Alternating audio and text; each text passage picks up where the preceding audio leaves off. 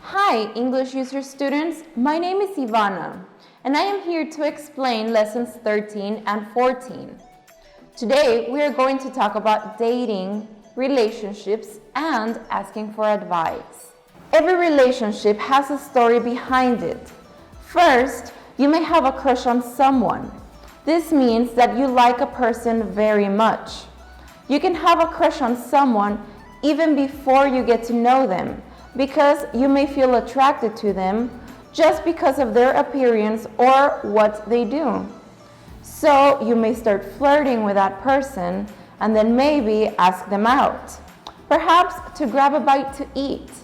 After a couple of dates, you might fall for each other and start dating in a formal way. When you date someone, it is really common to hold hands or even kiss. Sadly, there are times when relationships have to be over, so couples break up or split up.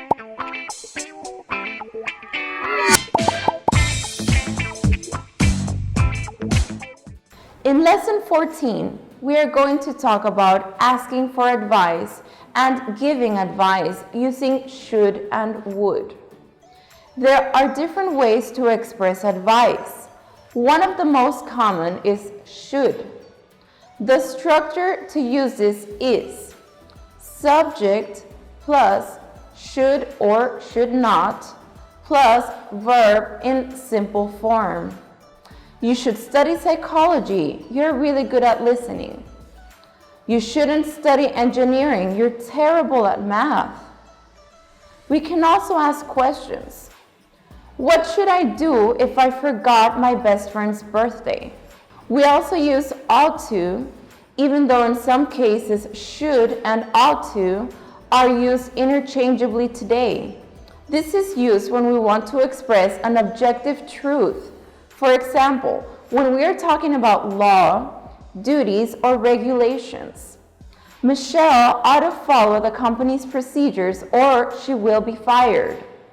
It is not common to ask questions using this auxiliary verb. We can use would too. Would is used for hypothetical advice. Listen carefully. If I were you, I would buy the Mustang. We can also make recommendations using why don't plus subject plus verb in simple form. Why don't you learn to play a musical instrument? It may help you to relax. Why don't you study more for the next exam? There is another expression.